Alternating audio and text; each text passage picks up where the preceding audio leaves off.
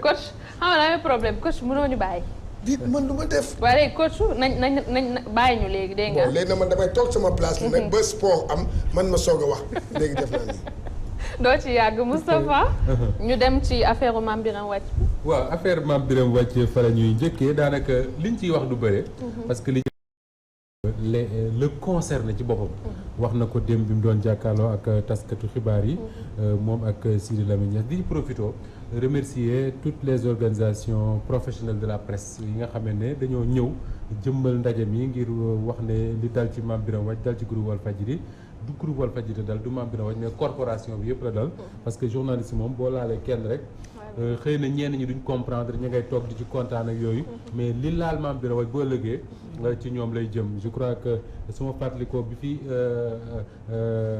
police dalee ci kaw Sud FM. les gens dañu wax naan le monstre s'est réveillé. le monstre s'est endormi pourquoi parce que heure bu nguur jógee jëm ci kaw journaliste rek du ci journaliste la jëm mais ci corporation la jëm. donc démb bërki démb ci lañ ko woolu moom Mame Birame Wathie ay alkaati ñoo fi ñëw. wax ko ne ko daal na ñëw wuy ci division des investigations criminelles. ñu demee wuy ji leen le lendemain booru 10 heures ñu déglu ko après ne ko na toog xaar mu toogee xaar ba waajoon sax moom di ñibbi ñu ne ko déet procureur nee na buñ la bàyyi nga dem tant que li ñu bëgg waxoo ko li ñu bëgg nag mooy nga wax ak leen ne leen lii ma teg diw moo ma ko jox mooy révéler sa source. loolu nag man dama wax très souvent que ni booy jàng éthique ak déontologie bokk na ci li ñuy wax journaliste que ne même bu ñu doon teg paaka sa put bul wax mukk ne diw moo ma jox yoon la ñu may journaliste mu wax ne diw moo ma jox information mooy tey man Adja su ma ñëwee jox la information bu mel ni boo xam ne amul nga dem ba ci biir nga gëstu ba xam ne amul te man bi ma la koy jox xam naa ne amul te maa ko tey jox la ko est-ce que comprendre nga loolu c'est-à-dire que su fekkee ne man tey ma ko jox la lu amul wóoroo wax ne maa la ko jox mais soo demee ba sa gëstu wan la ne man Moustapha Diop maa tey jox la information wax ne man sama boobu xam naa ne amul dama la ko jox juste pour manipuler la juste pour dugal la ci jëya boobu am nga droit wax ne diw moo ma ko jox mais bu dul cas de figure boobu ak lu mu metti amoo droit wax ko mu mel ne li Bakary Domingo Mané wax démb ci conférence de presse bi loolu mooy dëgg que ni enquêteurs yi mënoo leen a tee woo nit mënoo leen a tee laaj nit mais journaliste yi seen bopp ñooy am fulla gu toll ne soo ma laajee lu ma warul wax ma ne du ma ko wax te aussi su fekkee ne yooyu dafa dal ci entreprise de presse que ak ci benn journal bu mën doon même fekkee c'est un journaliste freelance indépendant et tout war nañu fexe ba ñuy sentir la corporation autour de lui comme ni ko waa CAP defee dem pour ñu xam ne kii du moom rek am na ñu mu àndal parce que ku wolof nee na ku bari mbokk ku koppali mbokk mënoo koo jëw su fekkee journalistes yi ñu ngi wane tout le temps ne ay mbokk lañu te démb corporation bi noonu lañ def même les reporters dañoo ñëwandoo ñoom ñëpp fekk ci mbir mi et je crois que li mu nekk seen mbokk comme ñoom moo tax am ci ñoo xam ne suñ jëpp ñaaw Mame Birame Wathie la woon loolu mooy charme journalisme aussi da ngay gis koo xam ne yaa ko doon jàngal wala koo xam ne sa stagiaire la woon mais bés ñëw ngeen bokk même liggéey bi c'est vrai déjà damay dégg Cheikh Diane très souvent bu ko journaliste ne tonton mu ne bu ma wax tonton cela veut dire simplement que ni quand on est dans un milieu boo xam ne ñëpp ñooy am ay at boo ñëwee fii ci kër gi au-delà du fait que mooy patron bu kër gi mais Sidi Lamine suñu kilifa la ñun ñëpp ñim ci mënul nekk seen waajur bariwul mais doo fi dégg kenn ne ko tonton mbaa papa ñëpp Sidi lañ koy wax d'ailleurs président ak directeur général sax ci biti la koy dégg mais fii ci biir kër gi gars yi Sidi rek lañ koy dóor parce que c'est le charme de notre métier qui est comme ça nit ñi ci seeni tur la ñuy woowante alors loolu am donc le procureur woo ko gis nañ fi mujjee ñun ñëpp ñoo ko déggandoo dem man damay wax rek ne yàlla moo xam lu muy def parce que xëy na li mu tombé ci Mame Birame Wathie je me dis que c'est pas une bonne chose mais c'est un moindre mal parce que xëy na bu daloon ci Cheikh Diane Gaye wala Moustapha Diop ay jooy lañ koy fajee mais Mame Birame Wathie nit la koo xam ne ku ko xam man mi nga xam ne xam naa ko un peu xam ne du ku ñuy xoqatal koo xam ne université la nekkoon jamono dañuy xeex ci université di génne ay yet di génne ay jaasi di ko dóorante fa la nekkoon dawul daayu police woo na ko mu toog këram jóg wuy ji leen te xamul luñ koy doyee ba mu àggee ñu jàpp ko mënate ko yóbbu Rebeuss tëj ba mu yàgg fa donc kooku toog am njaboot nekk kilifa nga koy woo di ko xoqatal mu koy nangu donc mbir la moo xam ne duñ ci wax lu bari mais en tout cas noonu la demee di nag naqarlu parce que xam naa moom du ko waxee noonu mais di naqarlu parce que tant que dalu la doo ko xam yenn traitement yiy def ci yenn information yi parce que man mënuma comprendre ñu woolu nit devant les enquêteurs mu toog ci enquêteurs yi 10 heures ba 23 heures jàpp minuit waxuñu ko benn yoon ne ko dañ la jàpp ndax Moustapha Diop moo sàcc téléphone bi jox la ko nga jaay ko dañ la jàpp ndaxte Awa Diop Ndiaye moo sàcc vidéo bi jox la ko nga jaay ko wala leen parce que loolu mooy recel waxuñu ko benn yoon ñu libéré ko mu ñibbi këram dem tëdd ak njabootam ak xel mu dal yow suba gis ci journaux yi ñu ne non li ñu ko doon jàppee affaire droit commun la dañu sàcc yëf jox ko donc recel la comme un vulgaire voleur boo xam ne n'importe qui mooy jóge ca àll ba sàcc lu ko neex ñëw jox ko mu liggéey ci ñun on ne fonctionne pas comme ça te ku xam Mame Birame Wathie xam ne il ne fonctionne pas comme ça c'est pas nit koo xam ne da ngay dem sàcc biir ñëw fekk ko ci mbedd mi nga jox ko mu ñëw def ko ci internet fii ci kër gi ñu nekk bari nañ fi information yoo xam ne bu ñu ko waxuma sax wax ci suñu télé ak suñu rajo wala ci journal mais bu ñu ko doon nettali rek nit ñi di ko dégg réew mi tas bari na lu ñu xam ci réew mi toogee ko fii yenn saa yi ñu waxtaanee ko suñu biir mais fii lay yem ci suñu biir donc il faut que nit ñi aussi ñu respecter ñu ci loolu assez responsable pour xam lan la ñuy wax ak yow parce que c'est pas des gamins de 15 ans ou de 17 ans ñooy liggéey fii ñu fiy liggéey ay pères de famille lañ du ñu ay jaaxaankat lu ñu def ba ñibbi seen kër toog ak seen famille dañu xam ba xam normal la wala normalul suñ dee mettre seen liberté en jeu dañ ciy xalaat fu ñu toll seen njaboot d'abord parce que tey boo bundu xataloon Awa Diop Ndiaye wala nga jàpp ko yóbbu mais na la leer ne njaboote na ci gannaaw donc actes yi muy posé actes yi Cheikh Diane di posé bul yaakaar ne mukk c'est le sportif qui parle avec passion ba dafay perdre raison lu ko neex wax non c'est un père de famille bu am ay responsable donc il faudrait aussi que nit ñi respecté ñu te su ma ndax loolu su ma dee nit ñi mooy les autorités d'abord et certains des confrères xam ne responsabilité bi ñu yanu ñun moom la ñu yanu man je dis très souvent que ni Macky Sall la ñu fal tànn ko mu nekk président mais du ma sentir mukk ne moom ëpp responsabilité ci réew mi lu ma xam ne su ma ko defee réew mi tàkk du ma ko def tout comme moom lu mu xam ne su ko defee réew mi tàkk du ko def donc ñu rafetal ko xam ne dara jël bu ñaaw. te yaakaar naa ne li ngeen di jot ci information par jour boo leen ko doon wax tàkkal na dëkk bi. non mais dafa am sama benn xarit bu ne ma journaliste bu ñu waxee ñett xamale denc nañ 7. c'est-à-dire que fu ñu 10 yu ñu am. 3 la ñuy wax li ci des yëpp dañ koy denc. ça c'est vrai. loolu lay xam nga ca.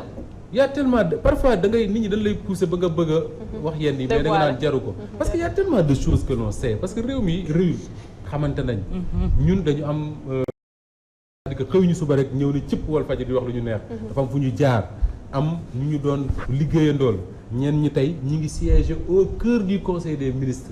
ñenn ñoo ñu jàngal ñenn ñoo bokk doon liggéeyandoo di toogandoo ci benn réunion de rédaction di naanandoo ataaya donc bu ñu nee am na lu ñu xam am na lu ñu xam te li ñu xam ñun lu tuuti la par rapport ak li suñu ay kilifa xam donc nañ ñu respecté ndax li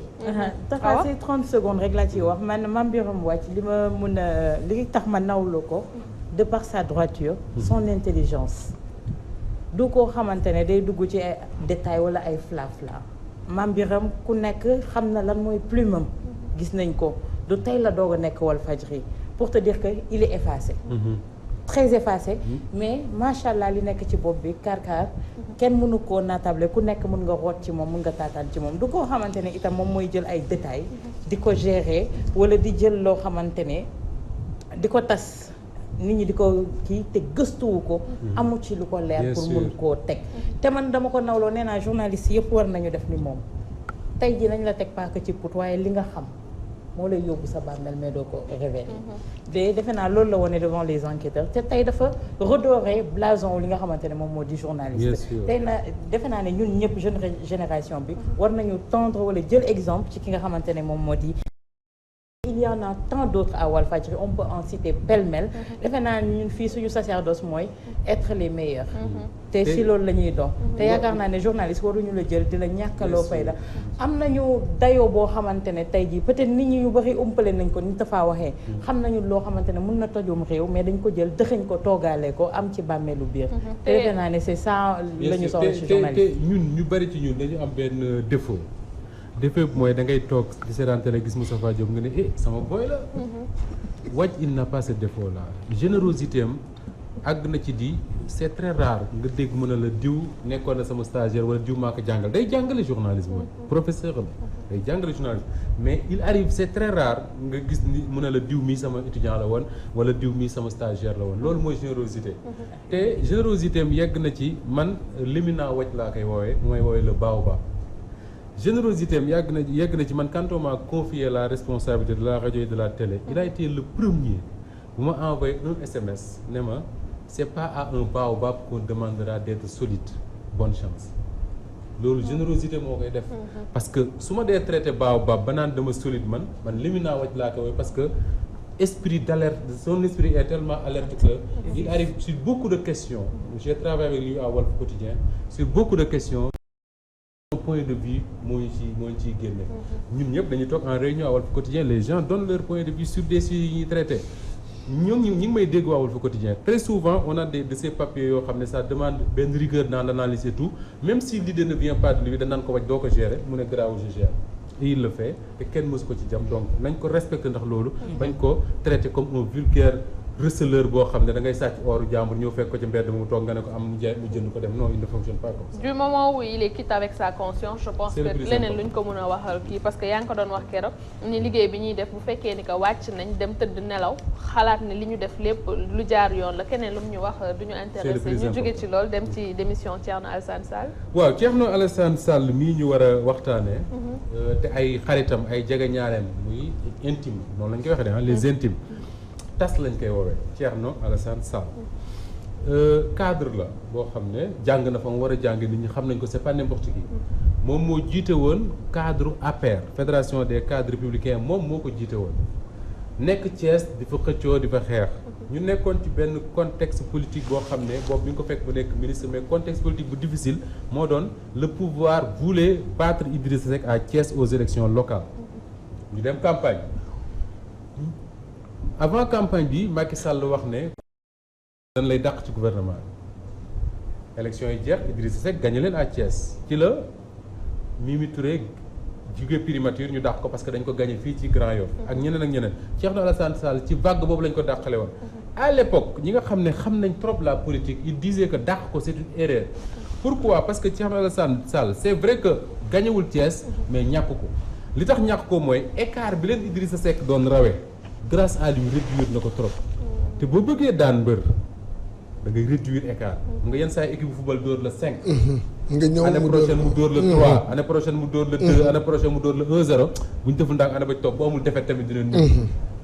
APR ak Thierno Alassane Sall ci dynamique boobu lañ nekkoon à Thiès ba ñu bari tey ñi ngi wax ne su fekkee ne APR espéré na wala Benno Bokk Yaakaar espéré nañ dimanche ñu daaneel Idriss Seck à Thiès c'est parce que depuis que Macky Sall nekk au pouvoir ñu ngi réduire écart bi ndànk-ndànk te loolu Thierno Alassane Sall joué na ci mais teewul bi mu ñàkkee ñu génn ko ci gouvernement bi bu dem toog place am ak meram xëy na ñu toog ba bés ñu woowaat ko bu duggaat ci gouvernement bi ñu dénk ko le ministère de l'énergie ministère de l'énergie boobu di dox mu nekk ministère boo xam ne je me dis quelque part moo waroon a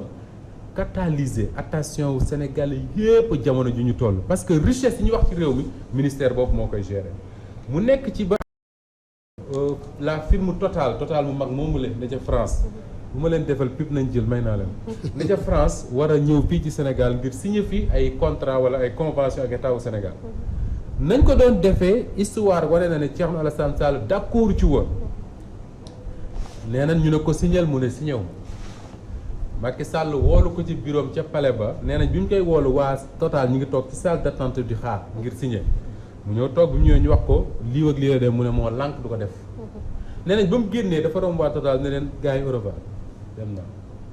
démissionné ñii ne démissionné wu dañ koo dàq en tout cas génn ci gouvernement bi mu génnee dem toog ñu signé lu leen neex mu toog ba jamono waa juróom génn fi àdduna Idrissa Seck dem seeti ko mais teewul mu wax benn yoon ne day jóge APR wala day ànd ak opposition mais bërki démb mu jël kàddu moom Alassane Sall wax ne benn démissionné na ci APR mais expliqué lan moo tax mu ne raison yi bokk na ci ne li taxoon APR am mooy bëgg a soppi la fi amoon mooy la Ablaye Wade doon def ñu fexe ba dootul am mais la rigueur du pouvoir la réalité des faits a montré que ni lam bëggoon a soppi la taxoon moom mu jóg di xeex pour mu soppeekuwul muy benn ñaareel bi mooy mu ne APR tey ji dafa nekk au service d'un homme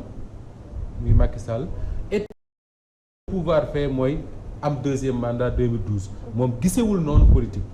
loolu la wax beneen bi mu ne il a travaillé avec un président boo xam ne du déglu kenn xelam doy na et que dem na ba ne dafa allergique à la critique c'est-à-dire boo ne ko sa musóor gi ñaaw na mu fëgg la mbéj boo ne ko ni nga takkee sa kawraat gi baaxul mu mere la du Moustapha moo ko waxoon Thierno Alassane Sall moo waxee noonu ne il ne souffre pas de la critique nangul ko critiquer toutes ces raisons réunies mu ne bàyyi na APR bàyyi na camp au pouvoir bi léegi mu ngi toog en attendant mu déterminer ci ban voie lay jaar donc kooku mooy Thierno Alassane Sall mi nga xam ne bokk na ci personnalité yi nga xam ne ñoom ñoo marqué cette semaine de fin de campagne même bu fekkee ne du candidat fenn. Moustapha, le fait que mu génn ci coalition boobu wala parti boobu di APR est-ce que du leen porter un peu préjudice? alors dañuy wax ne politique plus la du moyen kenn ko perte wàññi na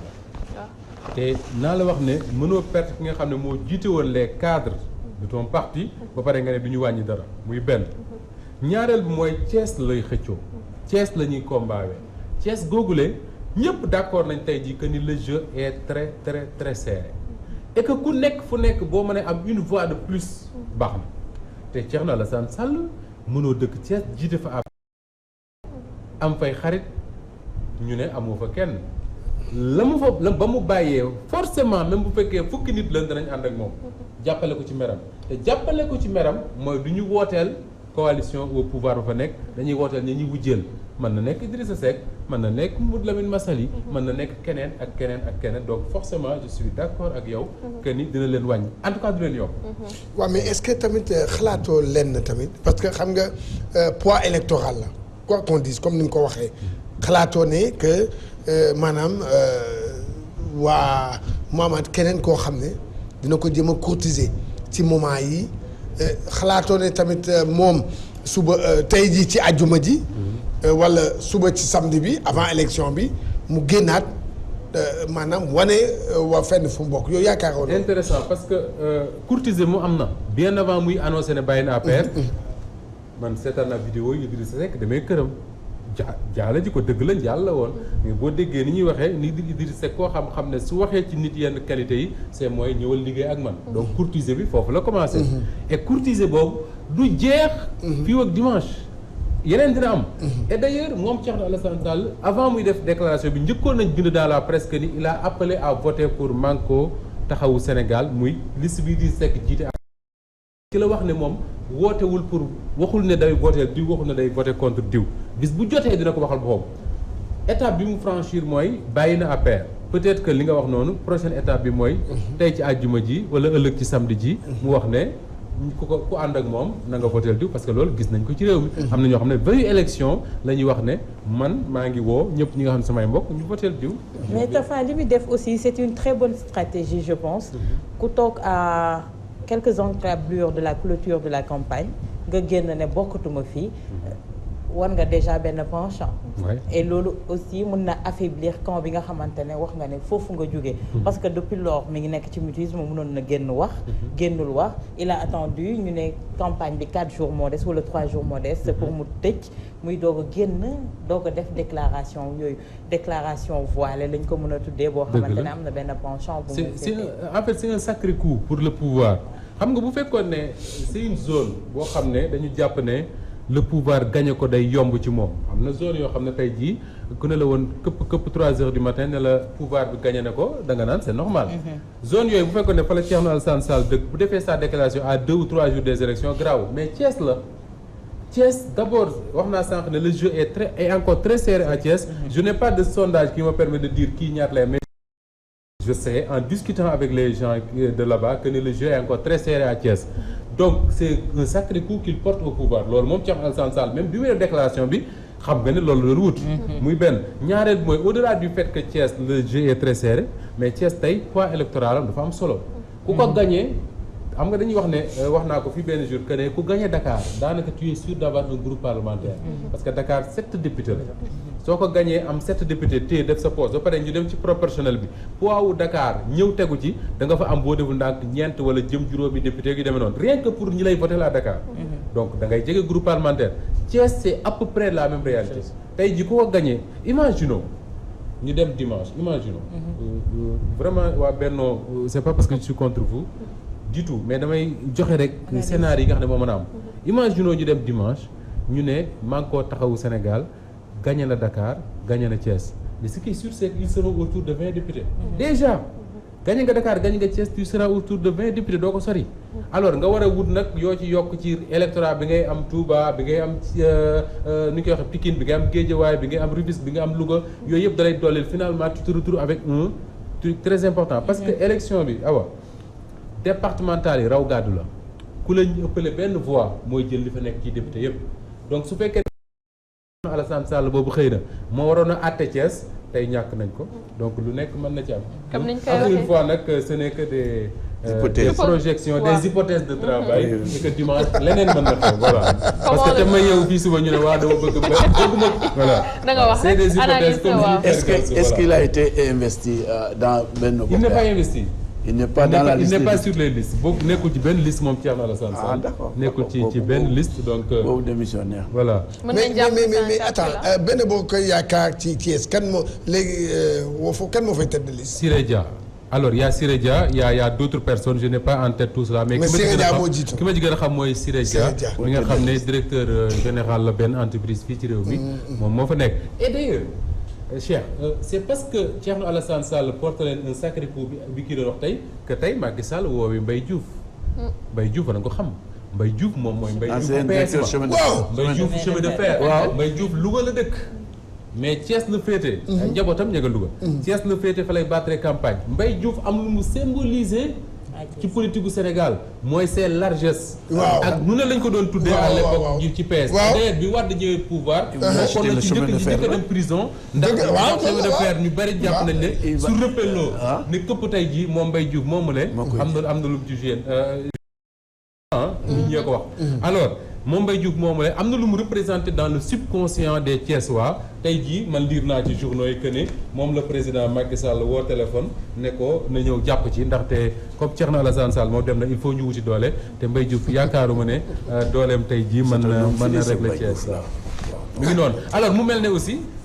ci phénomène recyclage la ñu nekk parce que y a beaucoup de gens yoo xam ne tey jii nit ñi fàtte woon nañ leen ci politique. dafa mel ni ñoom la ñu recycler waat. mais comme on dit calcul la pion bi ngay jël teg fii bale nga jël teg. c'est exactement ça ñu dem ci Clédor Sène lâche une bombe. alors boobu d'ailleurs mënoon nañ bàyyi sax comment elle s'appelle Sano. mu traité ko dans la people bi. parce que c'est un fait boo xam ne xam nga damay wax très souvent temps yi ma yàlla defoon ma doon jàngale journalisme je disais à mes étudiants que people mooy. la vie extraordinaire des gens ordinaires wala la vie ordinaire des gens extraordinaires c'est-à-dire que ce qui se passe avec Clédor Sène Pape Samba Mboup c'est-à-dire que ñii benn c'est pas des gens ordinaires et li ñu nekk def c'est extraordinaire quand même c'est-à-dire que voilà des gens yoo xam ne mois de février su ma juumul la ñu enregistré benn entretien téléphonique diggante Pape Samba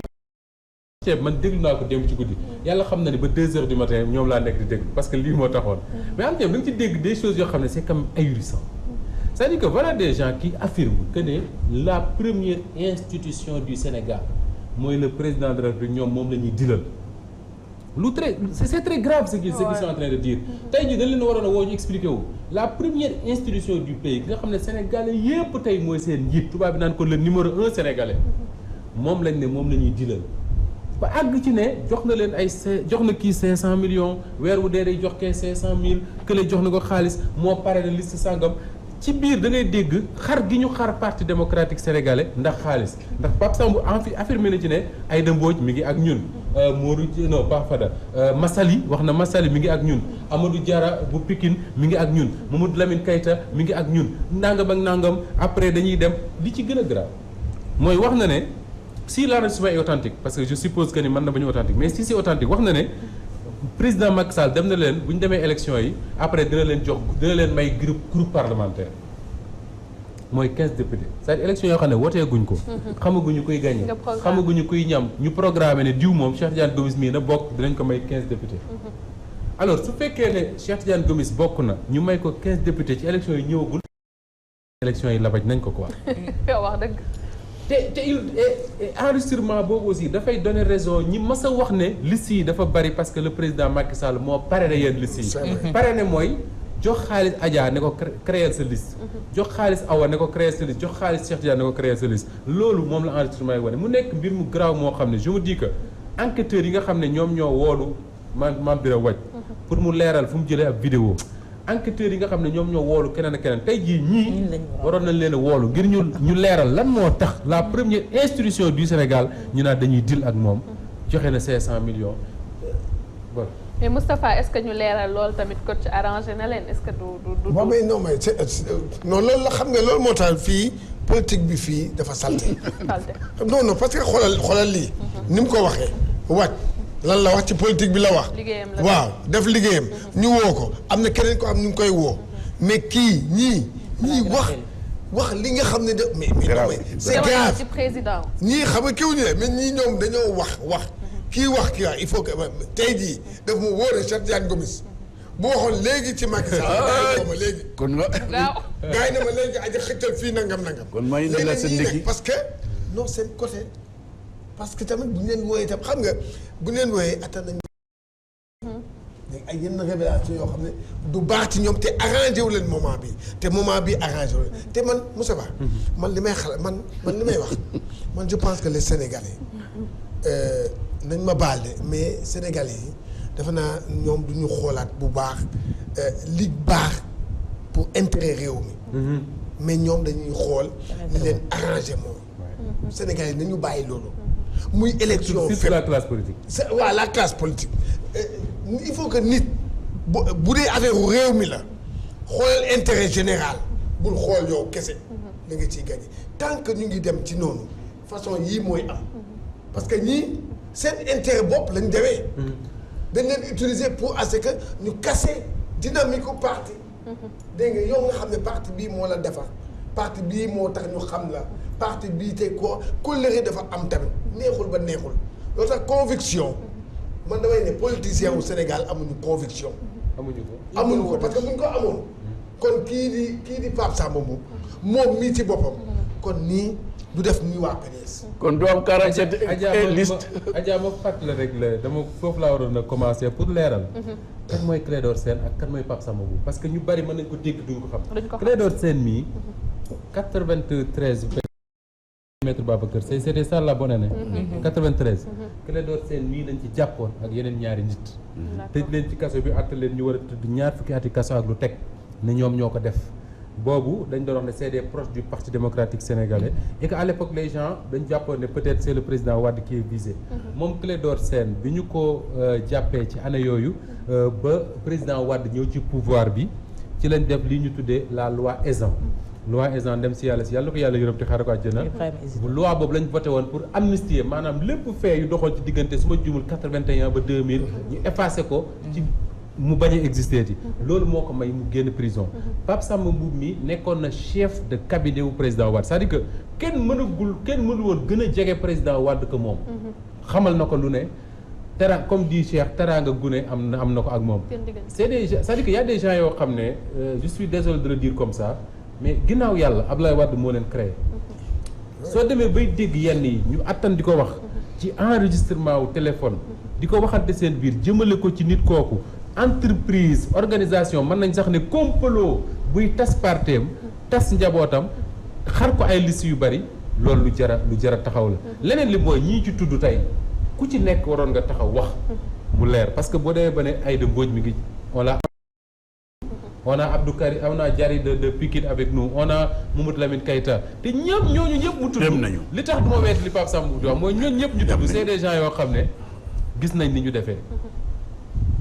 defee alors lu jara taxaw la parce que yàggul dara moom Ablaye Wade maa ngi ko liire ci Walf Quotidien taxaw na ne Amadou Diarra mosuma la wax ne yaa jiite PDS à Pikine cela veut dire quoi que ni Wade ci boppam xam na ne quelque part y a tout un complot autour de lui et man li ma ci naqar rek mooy bu ñu ko doon waxante ñoom kese di ko def grave mais l'institution bi ñu ci tudd muy le président Sall nga xam ne tey mooy la première institution de ce pays ñu koy wax la clé de voûte des institutions tey jii ku ko yàq deram ku ko wax lu bon Sénégal nga ko wax ñu tudd ko ci mel noonu je crois que war nañ ko c'est grave mais Moustapha loolu lu muy wane Adja moo di ne ku xeeb sa ndono sa ndeewin ñaaw comme Tafa ni mu ko waxee ñii gannaaw yàlla Wade moo leen créé de toutes pièces tey suñu néegee fractionné parti wu Wade pour des intérêts purement matériel financier. defe naa ne tey lii moo waral sax clash bi war a mën a am yoo xamante ne mu leer nañ. defe naa ku la jox teraanga yëpp yéene la lu nekk nga ëlbati ko bëgg koo jam paaka ginnaaw yaakaar naa ne yàlla sax du seetaan yenn yi. mais comme ni ko Gomis waxee politique fii Sénégal idéologie moom moo fi amatul. mënuma comprendre yàgg naa la ko wax tout le temps que un libéral tey di porter le combat d'un socialiste mënuma ko comprendre si ñoo xamante ne soo xoolee dans le monde politique nu muy doxee ku ci nekk idéologie moom moo la doon jiital mais fi mu nekk idéologie jiitalatul suñu politiciens yi moo tax tey ñu bëri goqi leen ci askan wi loolu moo waral tey soo gisee société civile bi seen liste bëri est-ce que si biir société civile bi itam amul ñoo xamante ne le président Macky Sall moom moo leen parrainé parce que lu naar bu ndaw wax si mberkeel la ba la ko déggee saa su nekk loolu la ñu wax Adja Baal ma parce que li Serigne Saliou Gueye suñu confrère wax démb ci diine ak jamono lu yenu maanaa la mu ne par exemple soo gisee 15 millions lettre bi président Sall bi du conseil constitutionnel pour ñu permettre ku nekk voter loo bëggee dégg naa sax licence jour boo ko amee ba du ndaw nga alors lettre boobu boo ko dee lire président Macky Sall du ci assumer moom sa part de responsabilité danaan société civile bi ak je ne sais pas ñan ak Sénat wax nañ nangam wala citoyens yi demuñ jëli seen carte donc nañ def nangam donc société civile boobu awa am na ci ñoo xam ne seen jeu aussi lu jar a seetaan la parce que c'est pas parce que je suis membre de la société civile que guddi du ma dem palais di yenn di lu mën a nekk la ne man awa damay wax ne man sax mën naa d'accord ñu bañ a am idéologie parce que idéologie tubaab bi ñoo créé indil ñu ko bu ñu neexee ne am bëgguñu ko wala gëmuñu ko mais lenn moom tubaab bi mënuñu ñu ko jàngal te dafa mel ni ñoo ñu koy ëppale sax léegi mooy ngor c'est vrai idéologie ngor c'est-à-dire que ñun dañ je suis désolé mais ngor mooy xool lenn yi ne du ma ko def mukk ngor mooy xiif nga tegal ko ceebu jën la ca war a nekk yëpp ne ci mu ne rus naa ko du ma ko lekk ndax su ma ko lekkee dégg nangam gor mooy def loolu gor mooy def ñu tegal la 500 millions wala 1 milliard wala lu mu mënti doon ci alal ne la créer liste defal nangam ak nangam nga ne sama ngor may mais Moustapha ñii bu ñu analyser bu baax te am na ñu mel noonu nag ci réew mi Laye Diop Diatta Senghor l'a promis si peut-être ministre de l'agriculture avec beaucoup d'avantages mais dafa bañ mais am na ñu fi promettre des postes de ministre ils ont refusé man mas naa dégg ci Aminata Mbengue Ndiaye mu nettali ne fii la ko waxee ci benn émission ci Walfadjri mu ne président Wade bi mu nekkee ci nguur gi ñëpp xam ne ne Wade il a tout fait pour am Aminata Mbengue ci côté am dëgg la Aminata Mbengue mas na bokk ci benn marche di féliciter Wade ci parité Wade woolu ko mu ñëw Wade ne ko dafa bëgg liggéey ak moom nee na jour boobu dañ ko dig ci alal ñëwewu ko sax wax te boobu nee na bi muy dem moom posetam bi mu yor 10 000 francs ci nekk mais il a dit non PS moment boobu ci opposition la nekk te moom xalaatul di bàyyi PS di fekki Wade il a dit non pour vous dire que ni ci réew mi même ci biir politique ñi am na ñoo xam ne tey dara jaralu leen ko am na fii ñu fi bari ñun fi dig poste ministre ñun fi dig leen ak leen ñu lànk toog fa ñu toog mais malheureusement ñi gën a siiw ñi gën a bëri wax mooy ñi mel ne Moustapha. est-ce que c'est des gens yoo xam ne war nañ leen bàyyi ñu taxawal li nga xam ne moom moo di askan wi fële ci assemblée. moo tax askan wi war a am fulla. mais voilà c'est ça le problème. loolu nag wala non wax nga lu am solo nag. mooy li ma doon wax léegi dama ne. élection nit ki warul xool day xool intérêt lu baax ci réew mi waaye doo xool yow sa intérêt parce que. yow mii ñu ngi lay jox benn 10 000 francs 15 000 20 000 francs ou bien 500 000 bul xool loolu. da ngay xool man ci fànn yëpp laa koy waxee dama ne xool nga bu baax élection am na. quel que soit lu mu doon muy politique sport yooyu yëpp bu ñu nee élection am na xoolal ku nekk nga xool programme am. rawatina élection wu député. voilà parce que li tax élection wu député ñu war a gën a xool moo di ne député man fa ma dëkk c'est-à-dire que su fekkee ne man. gën gi neew laa dëkk département bi war naa xam candidat yi ci nekk kenn par kenn ne kii Cheikh Tidiane mii su ma ko falee du ma tal